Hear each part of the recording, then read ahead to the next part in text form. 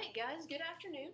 So, continuing our talk about fractions and rational expressions, we're going to be looking today at how do I add and subtract rational expressions. Now, just for a moment, pretend you're back in elementary school, and let's remember how to add and subtract fractions. Let's say that I had the two fractions 1/2 and 3/4, and I wanted to add those fractions together. Hopefully, you remember from back in the day, if I try to add those together the way they are right now, I can't do that because they don't have a common denominator, okay? So a quick way to get a common denominator is to look at the bottoms of these fractions. This one has a 2 in it, so let's give the other one a 2. So we'll multiply top and bottom by 2. This fraction right here has a 4, so let's give the other fraction a 4. So we'll multiply it, top and bottom, by 4. And what we've just guaranteed is that the number on bottom is going to be the same for both fractions. It's going to be an 8. Okay?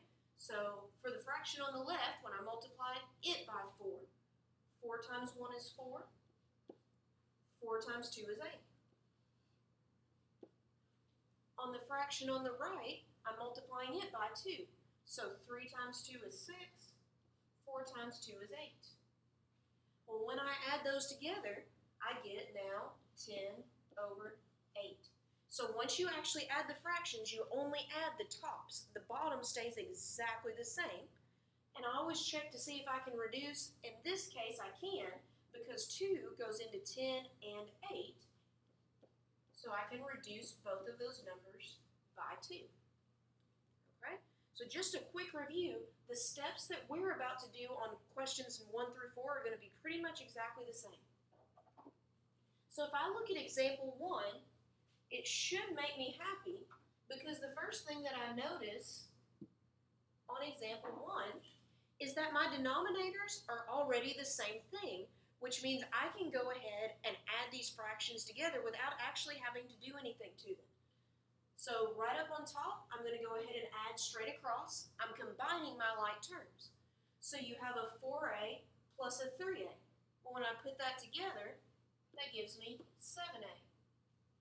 Same thing with my numbers. I have a 5 plus -1, which gives me 4.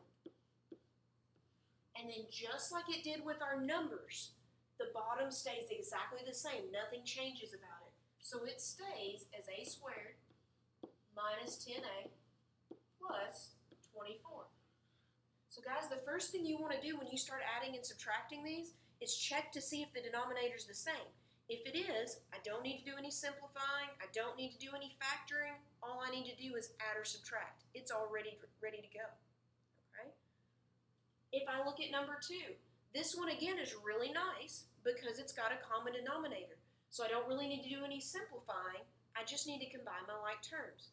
The only thing that is different now is now I'm subtracting, okay? So keep that in mind. I want to show you what happens when I subtract.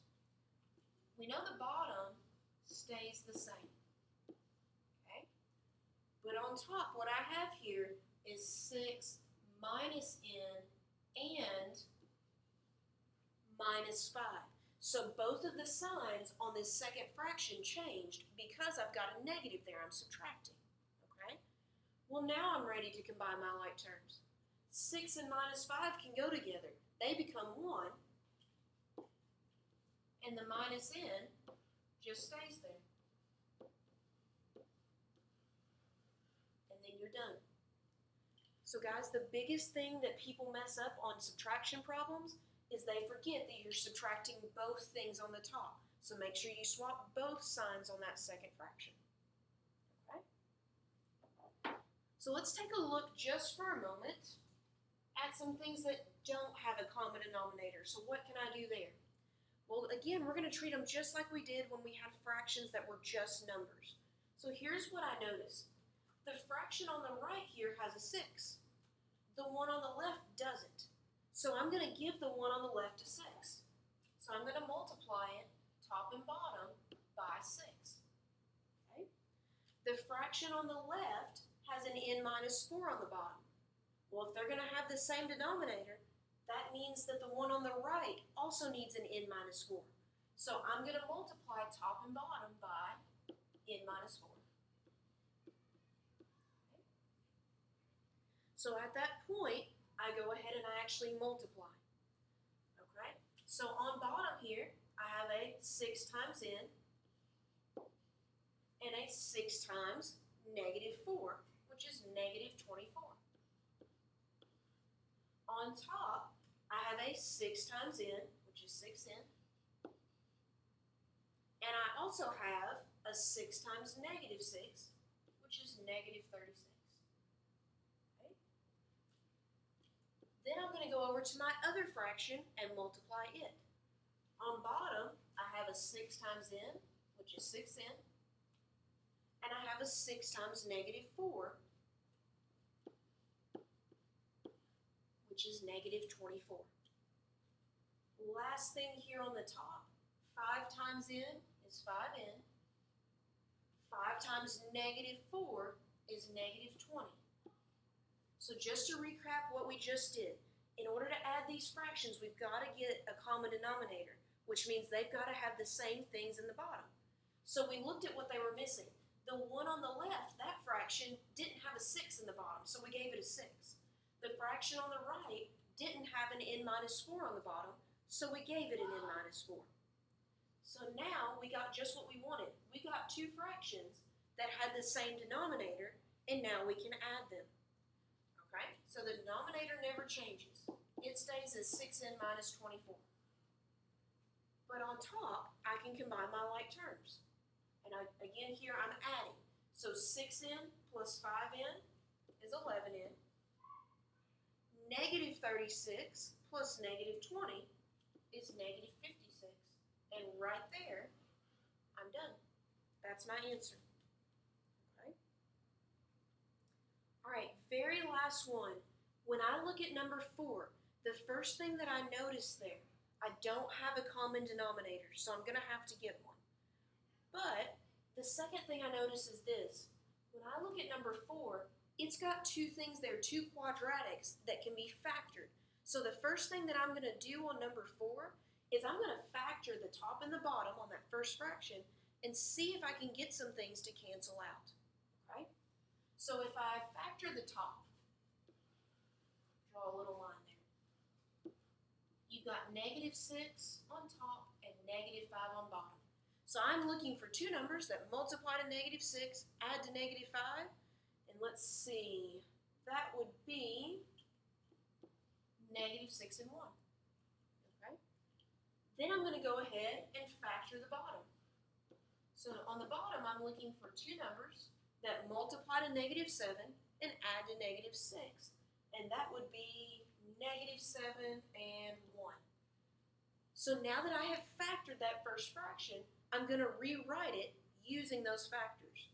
So on the top, we got k minus 6 and a k plus 1. On the bottom, we got k minus 7 and k plus 1. And I haven't done anything to the minus 10, k minus 7, so I'm going to write it down. So all we did was factor the first fraction, that's it.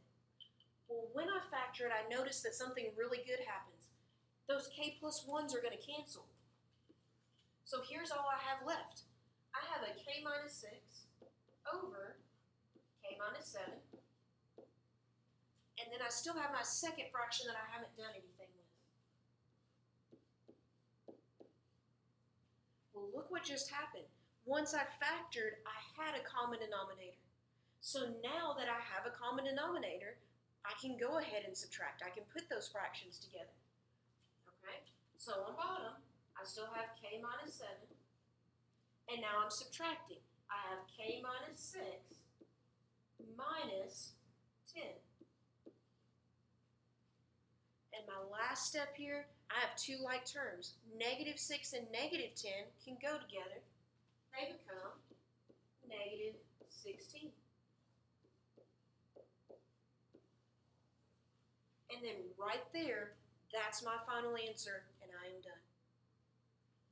So go ahead, get started on today's activity, and let me know if you have any questions.